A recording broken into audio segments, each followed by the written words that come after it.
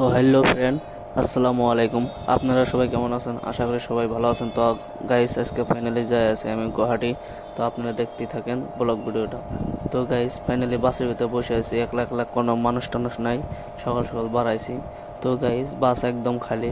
তার ভিতরেও guys finally বাস start দিল। তো আপনারা যাই আছে, আপনারা দেখতে থাকেন ব্লগ ভিডিওটি কীরকম লাগে। তো গাইস, ফাইনালি বেলতলি ছাড়লাম।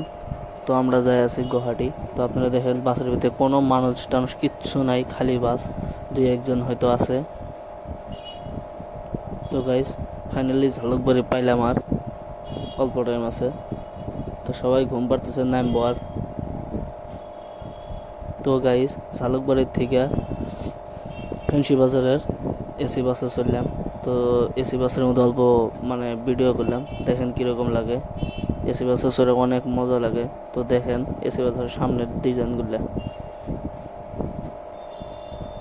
তো গাইস, ফেন্সি বাজারের সামনে আসলাম, আইসে এখন নামবো, বাস এখন খাড়া করবো। তো আপনারা দেখেন ফেন্সি বাজারের ভিডিওগুলো কীরকম লাগে। কাপড় কিনবা যায় আছি।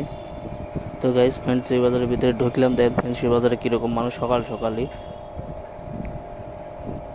তো গাইস, এই যে দেখেন কাপড় কিনে আছে দর্শকরা, সেই ভিড়, খালি 100 টাকা কাপড়। তো গাইস, এগুলা কাপড় আমরা কোনো সময় কিনি না, আমরা যাই খালি মহলে আর বড় বড় হোলসেলে, এগুলা ফুটপাতের দোকান। তো গাইস, আজকে কাপড় টাপড় কিনলাম। কেনার পরে গাইস এখন অটোর ভিতর লোড দিমু। আঙ্গের কাপড়গুলো কীরকম লাগে, এই যে দেখেন গাইস, এই যে যায় আছি অটোর ভিতরে সইরা, যে আমি আর এই যে পিছনে আমার ভাইটা। তো দেখেন হাফ প্যান্ট পরছে, তার ভিতরে খুব কষ্ট। তো গাইস, ফাইনালি দুইটা কাপড় বস্তা না ঝালুকবাড়ি যাবো, অটোর সইরা হেরে যায় আছি। তো এই যে ঝালুকবাড়ি পামো। তো দেখেন ঝালুকবাড়ি নামলাম, নামার পর তারপর আমাদের ধুবড়ি স্টেশনের বাসে চড়মু। এই কাপড়ের অবস্থাগুলো নিয়ে গাইস খুব কষ্ট হয়, এগুলা কাপড় নিয়ে আসা যাওয়া খুব কষ্ট হয়। কোরিয়ার দিলে সুবিধা হয় গাইস, কিন্তু কোরিয়ার দিলে লেট হয়, একদিনে ফিরে আনতে আমাদের সুবিধা হয়। তো গাইস, আজকের পরে এই পর্যন্তই ব্লগ শেষ করলাম। তো পরের ব্লগে আপনারা পাবেন আমাদেরকে।